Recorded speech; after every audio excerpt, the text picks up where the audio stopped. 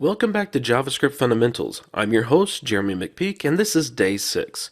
JavaScript is an object-oriented language, although other folks might say that it's an object-based language. Either way, you're going to work with objects whenever you write JavaScript code. So today we're going to spend some time to focus on working with objects using strings because strings are objects. In fact, everything in JavaScript is an object. It'll be kind of a combined lesson where you'll learn two things at once. You'll learn a little bit about objects and you'll learn a lot more about strings and how to work with them. Don't worry if you're not familiar with object-oriented programming because it's really easy to get into the object-oriented mindset. After all, we live in an object-oriented world. Every person and everything you come in contact with is an object. Objects have two things. They have properties and they have methods. Properties are pieces of data that belong to the object. They can describe the object or they can contain data that just has something to do with the object. Methods, on the other hand, are actions. They do something with the object and or its data. For example, let's look at this chair. This would be an object. So let's list some of the things about this chair. Well, it has a color of black. It has 5 rollers, a couple of armrests, and a backrest. Now, naturally, there's other things that this chair has, but that will suffice for now. Well, these things are properties, and in the case of this chair, they describe this chair. Now, naturally, we don't have to always describe an object with properties, but in this particular case, that's what we're doing. But what about methods? Well, there's some rollers, so this chair can move on the floor, and this would be a perfect example of a method because it's using properties in order to do something. So it can move, it can also swivel around, and it can also lean back. So these are things that happen, they're actions that take place. And in the world of object-oriented programming, those things would be called methods. Well, enough about theory. Let's dive into some code.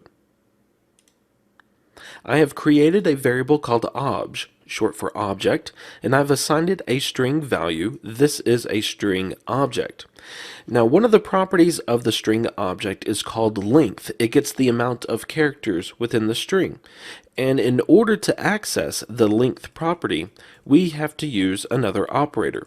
And it's very simple. We just use the name of the object, obj in this case, and then the dot. The dot is the operator that we use to access properties and methods of an object. And then we just use the name of the property. So if we wanted to assign this to a variable, which we do, let's assign it to a variable called length. And now the length variable has a value of 24 because there are 24 characters in the string. That includes white space, so it's not just alphanumeric or punctuation or anything. So every character present in the string is considered part of its length. Now the length property is basically the only property that we care about with strings. There are 2 other properties that string objects have, but we're not going to worry about them right now. There are, however, many methods that we can use with string objects. There's methods that search the string for a single or multiple characters. We can extract substrings. We can replace one or multiple characters. We can also convert the string to all upper or lowercase characters. And those are just a few of the methods we have. There's a lot of methods that string objects have, but we're not going to cover all of them today. The first one we're going to look at is called index of. So we use the dot operator to access the index of method. And by the way, this is camel cased. This is why I said that the convention in JavaScript is camel casing, because every property, every method, every function, every name in the JavaScript language uses camel case. It's just what the language uses, so we should write code using camel case. Well, the index of method searches our string object for a character or a substring. So we can either provide like capital T, or we can provide something like this. If the method finds a match, it will return what's called the index of the first occurrence that it finds of our search string. So if we search for just capital T, the index of method is going to return a value of 0. Index is just another way of saying position. So each of these characters is at a certain position within the string. And In JavaScript and many other programming languages, we start counting at 0. We don't start at 1. So the index of this capital T is 0. The index of the H is 1. The index of I is 2. The index of S is 3. And so on and so forth. The index of the period is 23. Because remember, our length is 24 characters long. But if we start counting at 0, then the ending index is going to be 23. Searching for capital T is rather easy. One, because it's the beginning character, and two, we only have one of those. So let's look for IS. Now we're not searching for the word is, we're searching for a sequence of characters, I followed by S. So when the index of method executes, it's going to start from the left, and it's going to look for IS. It's going to find it here, because that is the sequence that we provided the index of method. So it's going to return the value of 2.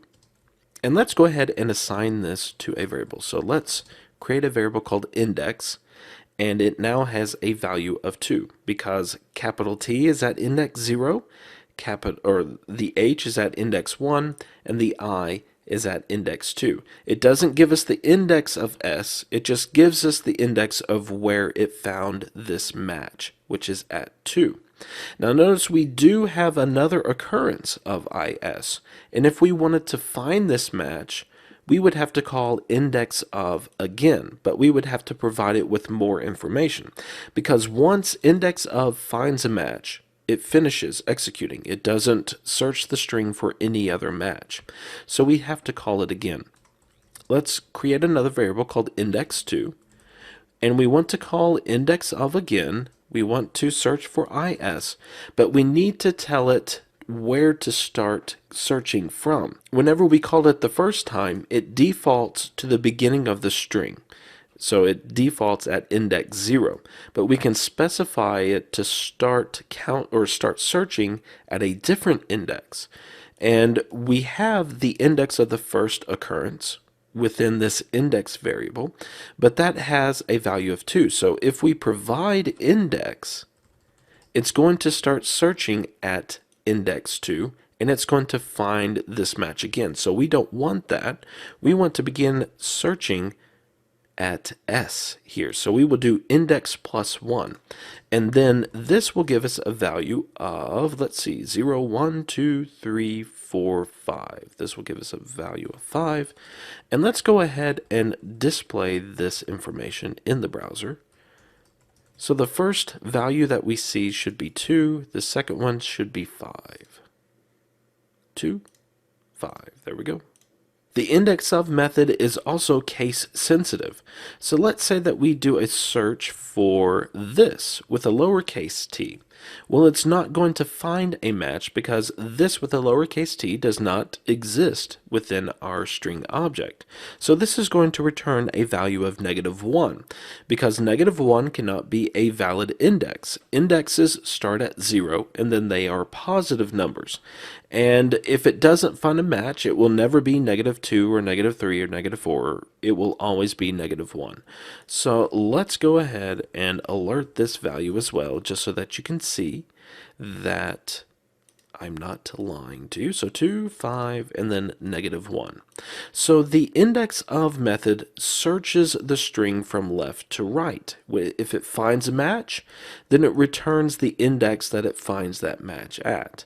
And it's the first match. It's never the second or the third. It's always the first match that it finds. If you want to start at a particular index, you can do that by specifying the second parameter. But what if you want to search from right to left, search in reverse order? Well, there is a method that we can use to do that. It's very much like index of, except it's called last index of, but it's the same principle. It searches from right to left until it finds a match for whatever it is that we are searching for, and then it stops searching. So if we do alert index, we will get the value of 5.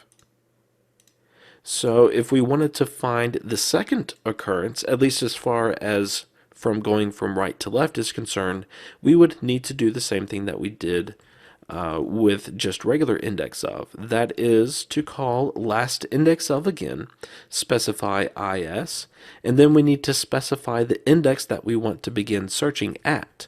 But instead of plussing 1 like we did before, we want to minus 1. Because we found the match at index 5, we want to start searching again at this space. So we do minus 1 because the space is at index 4.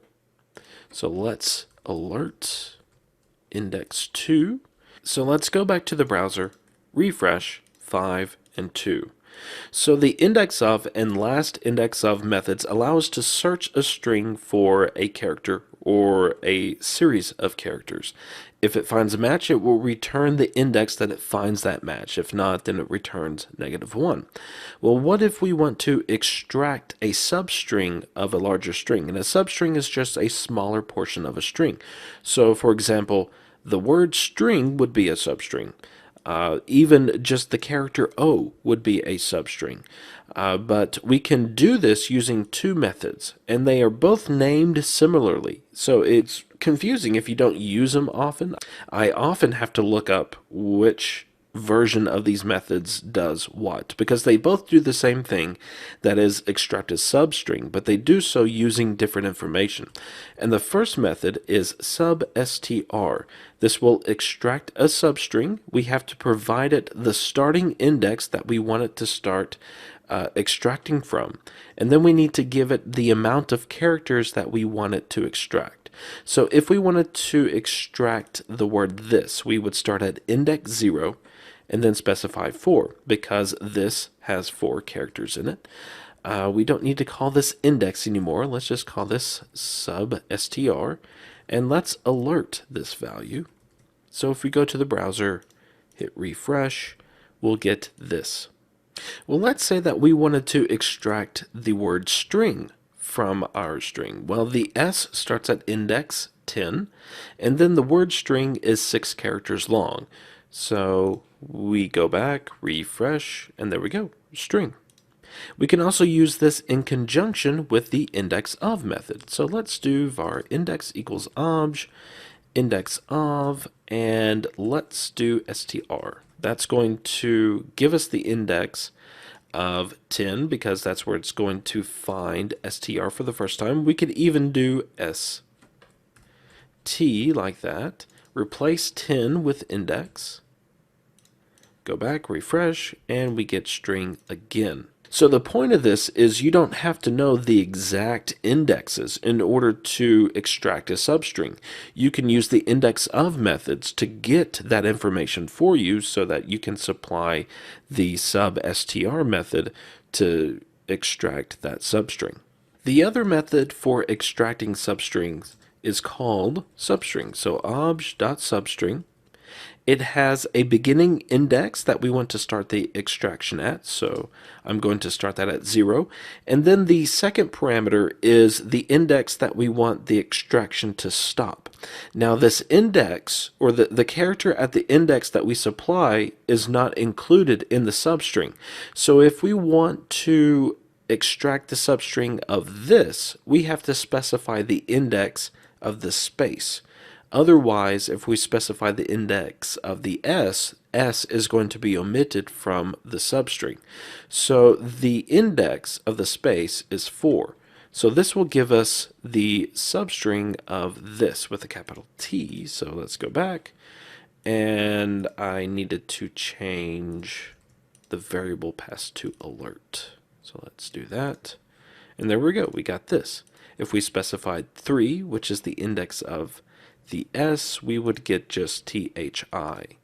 So really, if you want to use a substring method, I recommend the substr method, because if you're like me, you always forget whether or not the substring method includes the character at the index that you supply, or if it omits it. Because every language seems to have a substring method, but different languages handle it differently. So if you're a polyglot, then that can be rather confusing. So I usually tend to go with substring because I know exactly how it's going to work every time that I call it. One very important detail about substr and substring is that they do not modify the original string at all. They return the substring that we want, but they leave the original string value alone. And the same is true for the replace method, which is what we are going to look at next. As its name implies, it replaces a string with another string. So let's say that we want to replace object with value. Why not? So the value in obj is not modified whatsoever, but the replace method returns a new string with object replaced with value. So let's alert new string, and then let's alert obj, just so that we can see that it was not changed. So the first thing is this is a string value, and then this is a string object. So the replace method is very simple. It's also case sensitive. So if we uppercase object, it's not going to replace anything because it did not find object with an uppercase O. So both of these are, this is a string object. The last two methods we'll look at today are the to uppercase and the to lowercase. Now, just like the replace method and the substring methods, these two methods do not modify the original string value. They return a modified string. So let's call this one uppercase, and let's alert these values. So uppercase,